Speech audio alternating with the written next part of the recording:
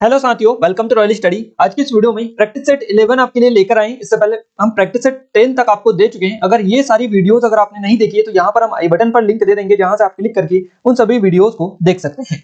Guys, इस video की जो पीडीएफ फाइल है ये आपको टेलीग्राम एप्लीकेशन दोनों जगह पर मिल जाएगी। इसके डिस्क्रिप्शन में लिंक है, आप जाकर चेकआउट कर लीजिएगा। फाइनली स्टार्ट करते हैं हम बिना टाइम वेस्ट किए। हमारा पहला क्वेश्चन यहाँ पर निकल कर आ रहा है। मध्य प्रदेश में महाधिवक्ता की नियुक्ति भारत के संविधान के निम्न में से किस अनुच्छेद के तहत की जाती है? मोस्ट इंपोर्टेंट लेवल के क्वेश्चन है और इस क्वेश्चन का जो सही जवाब रहेगा ये रहेगा आपका आर्टिकल 165 यानी अनुच्छेद 165। हमारा यहाँ से ऑप्शन नंबर 4 बिल्कुल करेक्ट आंसर रहेगा। मध्य प्रदेश के महाधिवक्ता या फिर राज्यों के महाधिवक्ता की जो नियुक्ति की जाती है भारत के संविधान के किस अनुच्छेद के तहत की जाती है? तो ये अनुच्छेद 165 के तहत की जाती है, आर्टिकल 165 के तहत। आप याद रखिएगा, महाधिवक्ता से रिलेटेड अनुच्छेद यही है आपका। क्लियर है? थोड़ी सी चीजें और हम आपको कवर करवा देगा। जो महाधिवक्ता होते हैं ये राज्य का सर्वोच्च विधि अधिकारी होता है। याद रखिएगा, क्वेश्चन बनेगा आपसे कि राज्य का सर्वोच्च विधि अधिकारी कौन होता है? तो ये महाधिवक्ता ही होता है। क्लियर है? और भारत के महान्यायवादी जो होते हैं उनके अनुरूप ही ये होते हैं, राज्यों में ये होते हैं महाधिवक्ता। जो कि भारत में महान्यायवादी होते हैं उसी तरह राज्यों में महाधिवक्ता होते हैं। तो ये आप याद रखिएगा पहला पॉइंट। तो इसके अलावा गाइस, केवल जो महाधिवक्ता है इसकी नियुक्ति वही व्यक्ति जो है महाधिवक्ता नियुक्त किया जा सकता है जो किसी उच्च न्यायालय का न्यायाधीश बनने योग्य हो, उसको ही बेसिकली महाधिवक्ता जो है नियुक्त किया जा सकता है। क्लियर है? तो याद रखिएगा ये पॉइंट। और इनकी नियुक्ति कौन करता है? तो इनकी जो नियुक्ति करता है वो राज्यपाल करता है। राज्यपाल के द्वारा इनकी नियुक्ति की जाती है। याद रखिएगा, ये भी इंपॉर्टेंट पॉइंट है। और इसके अलावा एक और पॉइंट यहाँ से बनता है कि यहाँ पर राज्यपाल द्वारा उसे किसी भी समय हटाया जा सकता है। और देखिए, राज्यपाल जो है इनकी नियुक्ति करता है तो राज्यपाल के द्वारा ही इन्हें किसी भी समय हटाया जा सकता है। तो ये कौन हटा सकता है? तो राज्यपाल ही हटा सकते हैं। क्लियर है? और अभी वर्तमान की अगर हम बात करें कि वर्तमान में मध्य प्रदेश के महाधिवक्ता कौन है, तो इनका नाम है प्रशांत सिंह। प्रशांत सिंह इनका नाम है, आप याद रखिएगा। क्लियर है? प्रशांत सिंह इनका नाम है। क्लियर है? तो ये डिटेल है आपके लिए स्पेशली। और एक और चीज हम आपको बता दें, कौन से नंबर के हैं ये? तो 19वें नंबर के महाधिवक्ता है ये वर्तमान में। प्रशांत सिंह इनका नाम है। इनके पहले पुरुषेंद्र कौरव थे, आपको याद होना चाहिए। गाइस, ये जो आर्टिकल आपको दे रखे हैं इसमें हम थोड़ा सा समझा दें। देखिए, अनुच्छेद जो 161 है, अनुच्छेद 161 जो है ये क्षमादान देने की राज्यपाल की जो शक्ति होती है उसका इसमें विवरण मिलता है, उसका उल्लेख इसमें है। इसके अलावा 162 जो है, 162 ये राज्य की कार्यकारी शक्ति का विस्तार इसमें मिलता है। इसके अलावा 163 जो है इसमें आपको राज्य को ये जो राज्यपाल होता है उनको सहायता और सलाह देने के लिए मंत्रिपरिषद का उल्लेख इसमें मिलता है। और 165 में आपको बताई दिया है महाधिवक्ता की नियुक्ति से संबंधित है ये आपका। तो 165, 162, 61 और 63 आप याद रखिएगा। क्लियर है दोस्तों? ये हमारी क्लासेस का शेड्यूल है, आप जरा एक बार देख लीजिएगा इसको। जीके की क्लास सुबह 10 बजे, साइंस की शाम 6 बजे और मैथ्स की दोपहर 3 बजे आती है। रीजनिंग की भी हम आपको बता देंगे इसका टाइम शेड्यूल। बाकी ये पूरा आपका जो क्लासेस हमारी चलती है उसका है। आप बार बार पूछते हैं तो आप ये देख लीजिएगा, स्क्रीनशॉट इसका लेकर रख लीजिएगा। और इन टाइम पर आप जरूर से एक बार विजिट कर लिया करें चैनल पर, क्योंकि इस टाइम पर आपको वीडियो मिल जाएगा। अगला क्वेश्चन है हमारा, निम्न में से किस राज्य में होल्डो उत्सव मनाया जाता है? देखिए, होल्डो जो उत्सव मनाया जाता है ये कहां पर मनाया जाता है? और इसको एक और नाम से जाना जाता है, इसको एक और नाम जाना जाता है हल, और यहाँ पर दा। क्लियर है? होल्डो भी इसको बोला जाता है और हल्दा भी इसको बोला जाता है। तो इसमें आप कंफ्यूज होंगे कई। और ये होल्डो जो नाम है ये बिल्कुल कम ही यूज किया जाता है, बेसिकली हल्दा ज्यादा यूज किया जाता है इस उत्सव के लिए। क्लियर है? तो हल्दा उत्सव भी इसको बोला जाता है, होल्डो उत्सव भी इसको बोला जाता है। और ये आपका मनाया जाता है हिमाचल प्रदेश में। हिमाचल प्रदेश हमारा 4th ऑप्शन यहाँ से बिल्कुल सही जवाब रहेगा। क्लियर है? गाइस, ये जो महोत्सव मनाया जाता है, उत्सव मनाया जाता है, ये किस लिए मनाया जाता है? तो नए साल का स्वागत करने के लिए ये हिमाचल प्रदेश में मनाया जाता है और बड़े उत्साह के साथ में ये मनाया जाता है। ये जो उत्सव है मुख्य रूप से धन की देवी शशिकर आपा को लामावादी पंजीयन, ये जो लाइन हम आपको बता रहे हैं ये इंपॉर्टेंट लाइन है, आपको याद रखिएगा। और इनको समर्पित करने के लिए बेसिकली ये जो उत्सव है बनाया जाता है। क्लियर है? अगर हम बात करें गाइस कि होलो उत्सव, इसके अलावा और भी कई सारे उत्सव है जो कि हिमाचल प्रदेश में मनाए जाते हैं। ऐसे ही लद्दाख, पंजाब, उत्तराखंड, हिमाचल प्रदेश, अलग अलग राज्यों के उत्सव आपसे पूछे जाते हैं। क्लियर है? तो हम एक स्पेशली डेडिकेटेड वीडियो आपको दे देंगे जिसमें सभी राज्यों के पूरे उत्सव होंगे। वो वीडियो आपको दे देंगे ताकि आप उसको अच्छे से कवर कर लो, क्योंकि वहां से आपके एग्जाम में 1 से 2 नंबर के क्वेश्चन बनते हैं। देखिए, इस तरह के जो उत्सव हैं हम आपको डेली जो प्रैक्टिस सेट कवर करवा रहे हैं, डेली आपके उसमें आ रहे हैं आपके। तो यानी कि यहाँ से क्वेश्चंस आपके लगातार पूछे जाते हैं और यहाँ से आगे भी आपके एग्जाम में क्वेश्चन बनेंगे। क्लियर है? गाइस, ये आबकारी की हमारी स्पेशल टेस्ट सीरीज है। अगर आपने ज्वाइन नहीं किया तो डिस्क्रिप्शन में लिंक है, जाकर डेमो देख लीजिएगा, आप ज्वाइन भी कर लीजिएगा। अगला क्वेश्चन है हमारा, 12वीं पंचवर्षीय योजना के दौरान विकास दर का लक्ष्य क्या था? तो 12वीं पंचवर्षीय योजना के दौरान विकास दर का जो लक्ष्य था ये क्या था, ये था 8%। 8% हमारा फोर्थ ऑप्शन यहाँ से सही जवाब रहेगा। 12वीं पंचवर्षीय योजना कब से कब तक इसका ये रही थी, तो गाइस 12वीं जो पंचवर्षीय योजना थी इसका कब से स्टार्ट हुई थी, 2012 से 2017 तक। 2012 से 17 तक ये रही थी पंचवर्षीय योजना 12वीं नंबर की। क्लियर है। और ये जो है भारत की अंतिम पंचवर्षीय योजना थी। भारत की अंतिम पंचवर्षीय अगर योजना आपसे पूछे जाए तो 12वीं पंचवर्षीय योजना है जो कि 2012 से 17 के बीच में चली थी। और इसका लक्ष्य क्या था, विकास दर अगर हम बात करें तो 8% इसकी विकास दर थी। 12वीं पंचवर्षीय योजना जो है ये विकास पर केंद्रित थी और तेज और समावेशी और सतत है, ध्यान रखिएगा। इसके उद्देश्य की अगर हम बात करें तो गाइस 12वीं पंचवर्षीय योजना के दौरान गरीबी को 10% तक कम करना इसका उद्देश्य इन्होंने रखा था। इसके अलावा कृषि विकास की जो दर थी इसके तहत 4% रखी गई थी और विनिर्माण विकास दर की अगर हम बात करें तो ये 10% के समथिंग थी। क्लियर है। इसके अलावा गाइस और भी कई सारी पंचवर्षीय योजना है जैसे कि 1 से 12 तक है, आप सभी को पता ही है। और इसमें जो ज्यादातर पूछी जाती है, देखिए एक तो पहली पूछी जाती है आपकी प्रथम पंचवर्षीय योजना, तो ये 1951 में स्टार्ट हुई थी और कब तक चली थी, तो ये 1956 तक ये चली थी। क्लियर है। और इसमें कुछ संशोधनों के साथ हेराल्ड जो मॉडल था, हेरोल्ड मॉडल, डोमर मॉडल, इस पर आधारित थी ये, तो ये आप याद रखिएगा पहली वाली। इसके अलावा एक 8वीं ज्यादातर पूछी जाती है आपकी जो कि 1992 से चली थी, स्टार्ट हुई थी, 1997 तक ये रही थी। क्लियर है। तो यहाँ से भी क्वेश्चन बनता है, भारत की एक नई आर्थिक नीति की जो शुरुआत की गई थी इसका तहत ही हुई थी, तो ये 8वीं नंबर की है। इसके अलावा और भी कई सारी है, आप याद रखिएगा, स्पेशली हमने इंपोर्टेंट लेवल की बता दी है, यहाँ पर कवर करेंगे तो काफी ज्यादा लेंथी वीडियो हो जाएगा। अगला क्वेश्चन है, संत महाकवि तुलसीदास की जयंती के अवसर पर आयोजित तुलसी जयंती रिक्तस्थान दिनों का उत्सव है, तो आपका सही जवाब यहाँ से रहेगा ऑप्शन नंबर 4 करेक्ट आंसर हो जाएगा। 2 दिनों का 4 ऑप्शन करेक्ट आंसर रहेगा। संत महाकवि तुलसीदास की जयंती के अवसर पर आयोजित तुलसी जयंती रिक्तस्थान दिनों का उत्सव है, तो 4 दिनों का, माफ कीजिएगा 2 दिनों का उत्सव है, हमारा 4 ऑप्शन बिल्कुल सही जवाब रहेगा। क्लियर है। तुलसीदास जयंती के अवसर पर गाइस देश भर में ये मनाया जाता है, कौन सा, तुलसीदास जयंती के अवसर पर देश भर में रामचरित जो मानस है इसके पाठ का आयोजन किया जाता है। और ये जो जयंती है कब मनाई जाती है, तो श्रावण मास की अमावस्या के 7वें दिन तुलसीदास की जयंती मनाई जाती है, आप स्पेशली याद रखिएगा। अगला क्वेश्चन है, तमोट प्लास्टिक पार्क मध्य प्रदेश के किस जिले में स्थित है। तमोट प्लास्टिक जो पार्क है ये मध्य प्रदेश के रायसेन जिले में है, हमारा यहाँ से भी 4 ऑप्शन बिल्कुल सही जवाब रहेगा। मध्य प्रदेश का रायसेन जिला है, यहीं पर प्लास्टिक पार्क है।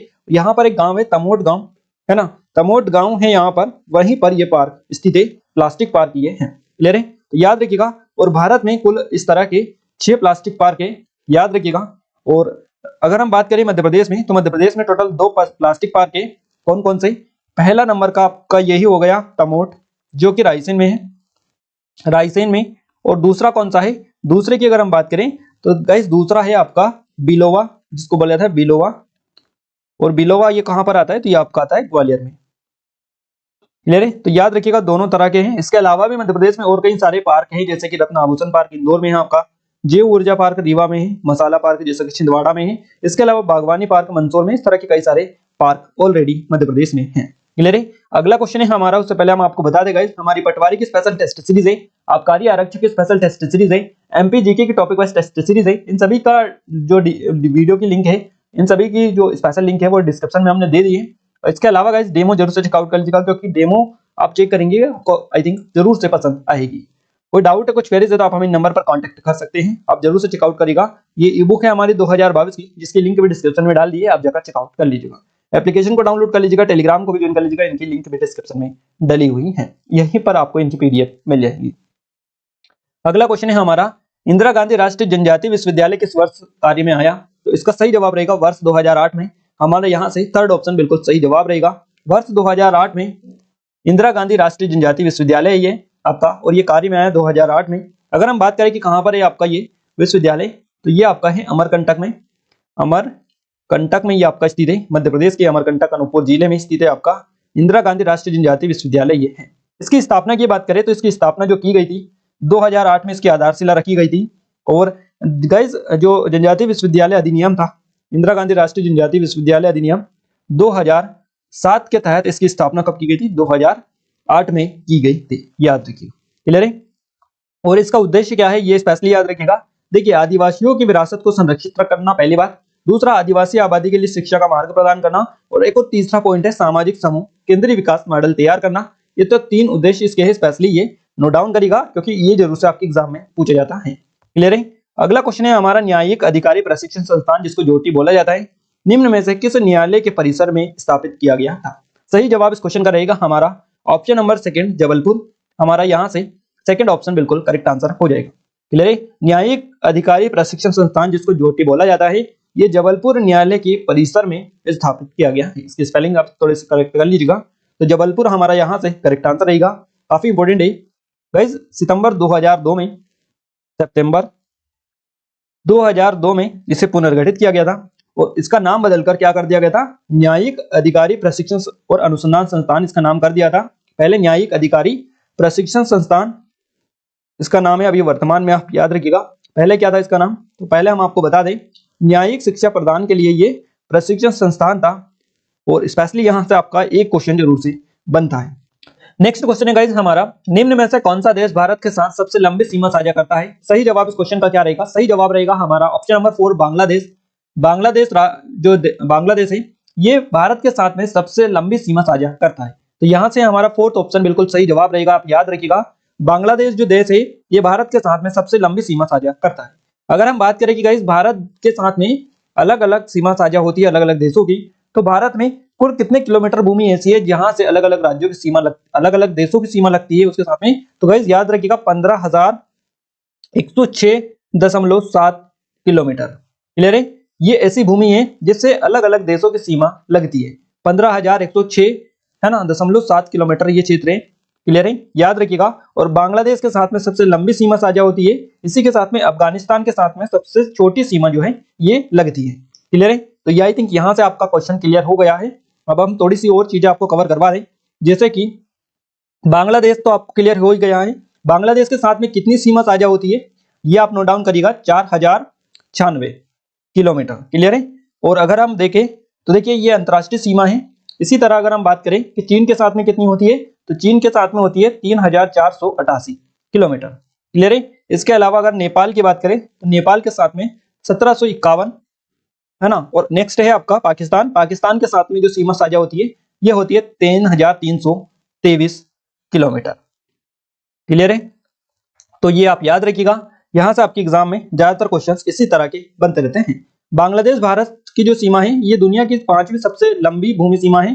5 भारतीय राज्य कौन कौन से हैं जो बांग्लादेश की सीमा को साझा करते हैं, बांग्लादेश की सीमा को से अपनी सीमा को साझा करते हैं? तो 5 राज्य है ऐसे, जैसे कि आपका असम हो गया, असम के बाद में आपका हो गया त्रिपुरा, त्रिपुरा के अलावा आपका मिजोरम,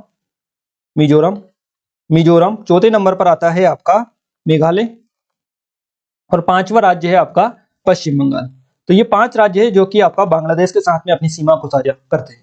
याद रखिएगा, यहां से 1 नंबर का क्वेश्चन जरूर से आपका बनेगा। नेक्स्ट क्वेश्चन है गाइस हमारा, किस ग्रह को नीला ग्रह कहा जाता है? मोस्ट इंपोर्टेंट क्वेश्चन है। आई थिंक आप सभी को इसका राइट आंसर पता होगा। जो नीला ग्रह कहा जाता है ये आप सभी को बताइए। ऑप्शन नंबर 4 हमारा करेक्ट आंसर रहेगा। पृथ्वी को नीला ग्रह कहा जाता है।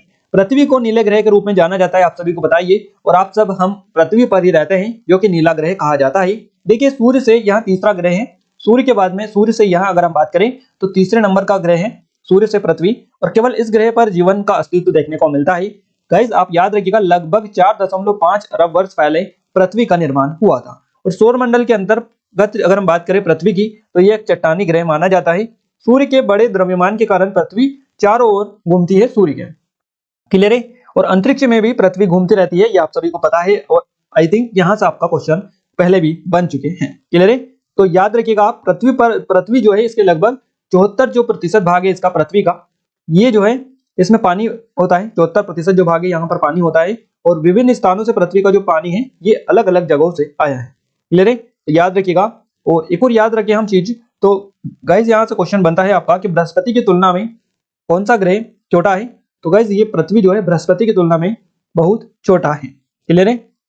अगला क्वेश्चन है, निम्नलिखित में से किस ग्रह में बोस्टन टी पार्टी की, माफ कीजिएगा, अगला क्वेश्चन है नेक्स्ट, निम्नलिखित में से किस वर्ष में बोस्टन टी पार्टी की घटना घटी थी? सही जवाब इस क्वेश्चन का हमारा रहेगा 1773 में। 1773 हमारा थर्ड ऑप्शन करेक्ट आंसर रहेगा। बोस्टन टी पार्टी की जो घटना घटी थी ये 1773 में घटी थी। और यहाँ क्या था बोस्टन टी पार्टी?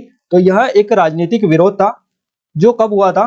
तो ये हुआ था 16 दिसंबर को 1773 को, और बोस्टन में हुआ था जो कि मैसाचुसेट्स से था यहाँ पर ग्रीपिक में, और पर यही पर यह हुआ था। और स्वतंत्रता के जो योद्धा थे उन्होंने बोस्टन टी पार्टी का आयोजन किया था, और यह ब्रिटिश सरकार के खिलाफ अमेरिकी उपनिवेशवाद जो थे उनका विरोध था, जिसको बोस्टन टी पार्टी के नाम से जाना जाता है।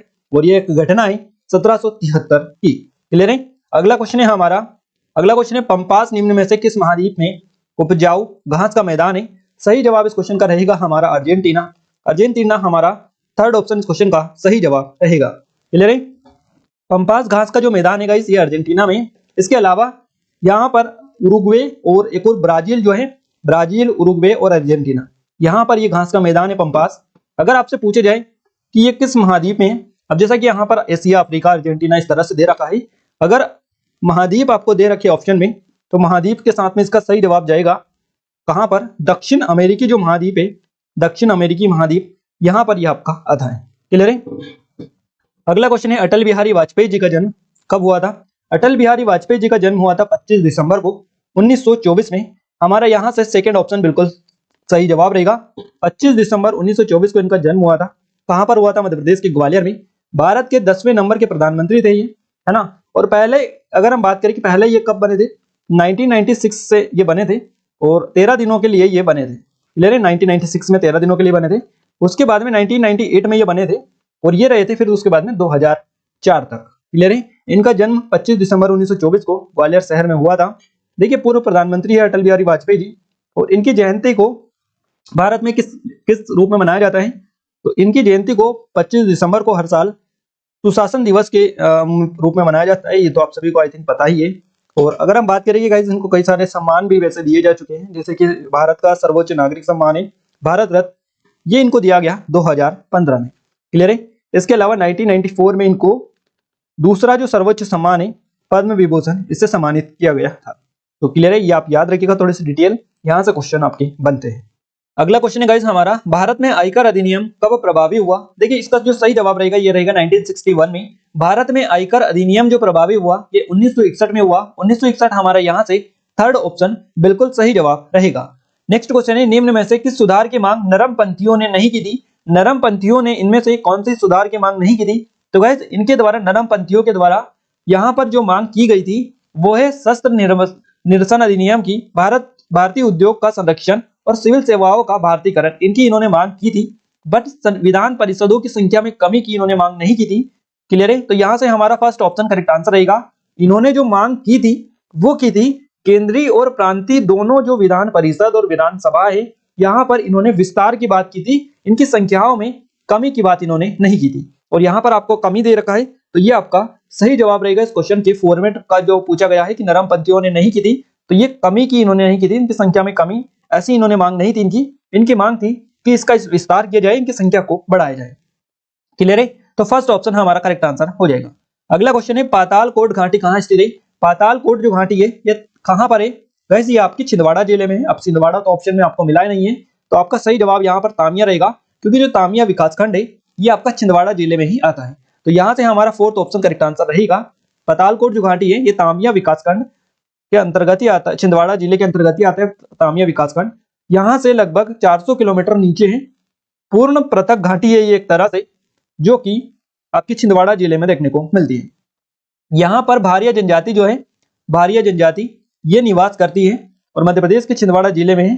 गाइस भारिया जो जनजाति है ये भारत में मध्य प्रदेश के द्रविड़ भाषी जो जनजाति है, द्रविड़ भाषी जनजाति उनमें से एक मानी जाती है। क्लियर है। और ये बेसिकली मध्य प्रदेश का जबलपुर जिला और छिंदवाड़ा जिला है, यहाँ पर सबसे अधिक या सघनता में पाई जाती है। तो आप याद रखिएगा। और गाइस आबकारी का जो पूरा करंट अफेयर है हम नेशनल लेवल का, वो आपको इस चैनल पर हम कवर करवा रहे हैं। अगर आपने अभी तक इस चैनल को विजिट नहीं किया है तो आपसे रिक्वेस्ट है कि आप एक बार जरूर से विजिट कर लीजिएगा, क्योंकि काफी हेल्पफुल आपके लिए रहेगा। और जितने भी क्वेश्चंस आपके बनते हैं वो पूरे आपके यहीं से बनेंगे, एक सिंगल क्वेश्चन भी यहाँ से आपका बाहर नहीं जाएगा। तो आपसे रिक्वेस्ट है कि एक बार आप जरूर से विजिट कर लीजिएगा, क्योंकि यहाँ पर जो क्वेश्चंस बनेंगे वो यहीं से आपके बाहर नहीं जाएंगे। अगला क्वेश्चन है, मध्य प्रदेश औद्योगिक विकास निगम लिमिटेड किस वर्ष चालू हुआ था? मध्य प्रदेश औद्योगिक विकास निगम लिमिटेड। क्लियर है। अब जरा ऑप्शन देखिए आप, क्या ऑप्शंस आपको मिले हैं। क्लियर है। अब देखिए यहाँ पर अगर हम कवर करेगा इस क्वेश्चन को सही कवर करें, क्योंकि ये जो क्वेश्चन है ये तो ठीक है, बट ये जो ऑप्शन है ये सही नहीं है। क्लियर है। क्यों सही नहीं है गाइस? मध्य प्रदेश औद्योगिक विकास निगम जो लिमिटेड है, इसकी जो स्थापना हुई थी, ये कब हुई थी? तो ये हुई थी 1965 में। 1965 1965 में हुई थी, जो कि ऑप्शन में आपको नहीं दे रखा है। क्लियर है? और ये हुई थी 13 सितंबर को। क्लियर है? तो 13 सितंबर 1965 को इसकी स्थापना हुई थी, या ये इस वर्ष से चालू हुआ था, जो कि ऑप्शन में आपको नहीं है, तो आप देख लीजिएगा थोड़ा सा। क्लियर है? ये हो सकते हैं ऑप्शंस में भी कुछ गलत हो, बाकी ये इसका सही जवाब रहेगा आपका। और गाइस ये जो है बड़े और मध्यम जो उद्योग है, उनको तकनीकी और वित्तीय सहायता प्रदान करता है औद्योगिक विकास निगम लिमिटेड, याद रखिएगा। इसके अलावा थोड़े से और निगम हम आपको बता दें, जैसे कि मध्य प्रदेश वित्त निगम अगर आपसे पूछे जाए तो ये आपका इंदौर में है। इसकी स्थापना कब हुई थी? 1955 में। क्लियर है? इसके अलावा उद्योगों की वित्तीय सहायता जो करता है, ये भी आपका करता है। इसके अलावा एक और है मध्य प्रदेश लघु उद्योग निगम, ये आपका भोपाल में है, भोपाल में, और इसकी स्थापना हुई थी 1961 को। उद्योगों के लिए ये कच्चा माल उपलब्ध कराता है लघु उद्योग निगम, है ना। इसके अलावा एक टेक्सटाइल निगम है मध्य प्रदेश, जो कि इंदौर में है आपका, इंदौर में। इसकी स्थापना हुई थी 1970 में, और ये जो है सरकार के द्वारा संचालित जो कपास है, उनकी मिलें इसके अंतर्गत आती है, टेक्सटाइल निगम के अंतर्गत। इसी तरह से कई सारे जो निगम है ये हैं, तो आप इसका याद रखिएगा, 1965 सही जवाब रहेगा। कुल्लू दशहरा किस राज्य में मनाया जाता है? इस क्वेश्चन का जो सही जवाब रहेगा हमारा, ये रहेगा हमारा option number first, Himachal Pradesh. यहाँ से हमारा हिमाचल प्रदेश फर्स्ट ऑप्शन बिल्कुल करेक्ट आंसर रहेगा। कुल्लू दशहरा जो मनाया जाता है, ये मनाया जाता है हिमाचल प्रदेश में।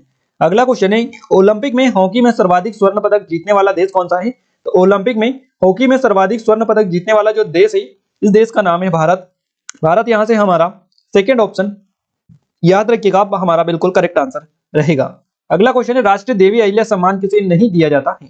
राष्ट्रीय देवी अहिल्या जो सम्मान नहीं दिया जाता है गाइस, देखिए पारंपरिक कला के क्षेत्र में व्यक्तिगत दिया जाता है, कलाकार को दिया जाता है, लोक कला के क्षेत्र में व्यक्तिगत ये दिया जाता है। बाकी ये पुरुष को नहीं दिया जाता है, पुरुष को ये नहीं दिया जाता है, महिलाओं को दिया जाता है। क्लियर है? और ये जो पुरस्कार दिया जाता है इस क्षेत्र में, वो कौन सा पुरस्कार है? वो है आपका तुलसी सम्मान, तुलसी सम्मान दिया जाता है, तो आप याद रखिएगा। बाकी ये जो है देवी अहिल्या सम्मान, ये हमारा जो करेक्ट आंसर रहेगा, फोर्थ ऑप्शन यहाँ से करेक्ट आंसर हो जाएगा। अगला क्वेश्चन है, दतिया के वीर सिंह देव महल किस वर्ष में बनाया गया था? दतिया में वीर सिंह देव महल जो बनाया गया था, ये 1614 में बनाया गया था। 1614 हमारा सेकेंड ऑप्शन यहाँ से सही जवाब रहेगा। क्लियर है? अगला क्वेश्चन है, जूनागढ़ फोर्ट किस शहर में स्थित है? जूनागढ़ जो फोर्ट है, ये आपका बीकानेर में स्थित है, बीकानेर राजस्थान, हमारा यहाँ से सेकेंड ऑप्शन सही जवाब रहेगा। यहाँ पर जूनागढ़ फोर्ट देखने को मिलता है। नेक्स्ट क्वेश्चन है, हाल ही में प्रकाशित पुस्तक इट्स ए वंडरफुल लाइफ के लेखक कौन है? सही जवाब इस क्वेश्चन का रहेगा रस्किन बॉन्ड। रस्किन बॉन्ड यहाँ से हमारा फोर ऑप्शन बिल्कुल करेक्ट आंसर रहेगा।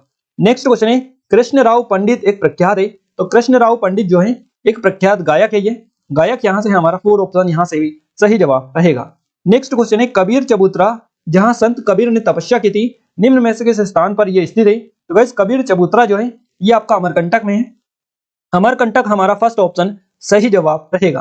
क्लियर है? जहां पर संत कबीर ने तपस्या की थी, तो ये अमरकंटक अनूपपुर जिले में देखने को मिलता है। अगला क्वेश्चन की ओर आगे बढ़ते हैं। देखिए अगला क्वेश्चन है, मध्य प्रदेश पंचायत राज एवं ग्राम स्वराज अधिनियम किस वर्ष अधिनियमित किया गया था?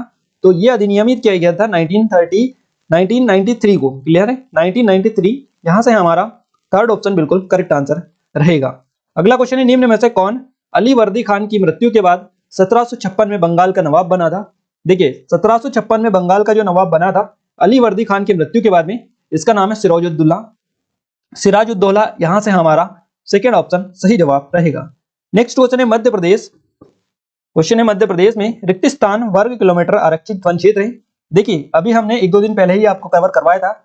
यहाँ से हमारा जो सही जवाब रहेगा ये रहेगा ऑप्शन नंबर थर्ड, 61,886 हमारा थर्ड ऑप्शन बिल्कुल करेक्ट आंसर रहेगा। मध्य प्रदेश में 61,886 वर्ग किलोमीटर आरक्षित वन क्षेत्र पाया जाता है। क्लियर है? अगले क्वेश्चन की ओर आगे बढ़ते हैं। अगला क्वेश्चन है हमारा गाइस, नेक्स्ट क्वेश्चन है, निवेशकों को डिजिटल रूप से सुविधा प्रदान करने के लिए किस मंत्रालय ने आत्मनिर्भर निवेश मित्र पोर्टल को लॉन्च किया है?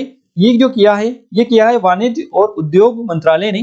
तो यहाँ से हमारा फर्स्ट ऑप्शन के साथ में सही जवाब चला जाएगा। अगला क्वेश्चन है, निम्न में से कौन सा देश 2020 में भारत का सबसे बड़ा हथियार आपूर्तिकर्ता देश है? तो ये जो देश है इसका नाम रूस है। रूस यहाँ से सेकंड ऑप्शन करेक्ट आंसर रहेगा। देखिए रूस जो देश है 2020 में भारत का सबसे बड़ा हथियार आपूर्तिकर्ता जो देश है ये रूस है, सेकंड ऑप्शन करेक्ट आंसर हो जाएगा। अगला क्वेश्चन है मेकाला रेंज रिक्तिस्तान टाइगर रिजर्व का सबसे प्रमुख स्थल है ना, जो उत्तर दक्षिण दिशा में चलता है। तो सही जवाब रहेगा यहाँ से हमारा ऑप्शन नंबर, देखिए मेकल जो रेंज है यहाँ से हमारा मंडला में, तो यहाँ से हमारा 4 ऑप्शन बिल्कुल करेक्ट आंसर रहेगा, है ना, कान्हा। तो मेकल जो रेंज है ये कान्हा टाइगर रिजर्व का सबसे प्रमुख स्थल है जो उत्तर दक्षिण दिशा में चलता है। क्लियर है, तो कान्हा टाइगर रिजर्व हमारा 4 ऑप्शन बिल्कुल करेक्ट आंसर यहाँ से हो जाएगा। गाइस यहाँ पर हमने जीके के इंपॉर्टेंट लेवल के क्वेश्चंस आपको कवर करवाए हैं जो कि आपके एग्जाम पॉइंट ऑफ व्यू से काफी ज्यादा इंपॉर्टेंट है।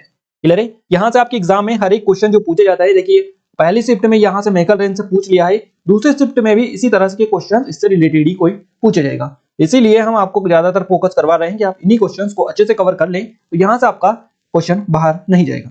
गाइस इसकी पीडीएफ आपको टेलीग्राम एप्लीकेशन दोनों जगह पर मिल जाएगी, डिस्क्रिप्शन में लिंक है, आप जाकर ज्वाइन कर लीजिएगा। आबकारी आरक्षक के स्पेशल टेस्ट सीरीज अगर आपने अभी तक ज्वाइन नहीं किए कर लीजिएगा, काफी अच्छा ऑफर चल रहे हैं।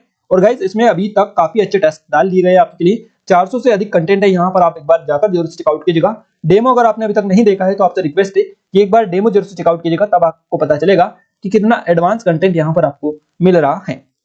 क्लियर है, कोई डाउट है कुछ क्वेरीज तो आप हमें नंबर पर कांटेक्ट कर सकते हैं। इसके अलावा हमारी पटवारी की स्पेशल टेस्ट सीरीज है, एमपी जीके की भी टॉपिक वाइज टेस्ट सीरीज है, आबकारी की भी है ना। एमपी जीके का ई बुक है हमारे पास में, एमपी जीके की स्पेशल ई बुक है ये 2022 की एमपी करंट अफेयर की। तो आप याद रखिएगा, डिस्क्रिप्शन में आपको क्या करना है, जाकर इसका डेमो चेकआउट करना है, एप्लीकेशन को डाउनलोड करना है। कहां से? प्ले स्टोर से, या लिंक डिस्क्रिप्शन में भी डाल दी है। टेलीग्राम को भी ज्वाइन कर लीजिएगा, करंट की अपडेट सबसे पहले यहीं पर हम अपडेट करते हैं। तो ये वीडियो आपको कैसा लगा कैसा नहीं लगा आप हमें कमेंट करके जरूर बताइएगा। वीडियो अगर आपको अच्छा लगा है, पसंद आया है, तो इस वीडियो को लाइक करें, अपने दोस्तों के साथ शेयर जरूर करें, ताकि हमें सपोर्ट मिले, मोटिवेशन मिले और अच्छे से अच्छे वीडियोस आपके लिए लाने की पूरी कोशिश करें। तो आज की इस वीडियो में बस इतना ही गाइस, मिलते हैं हमारे नेक्स्ट स्टडी वीडियो में, तब तक के लिए जय हिंद, वंदे मातरम।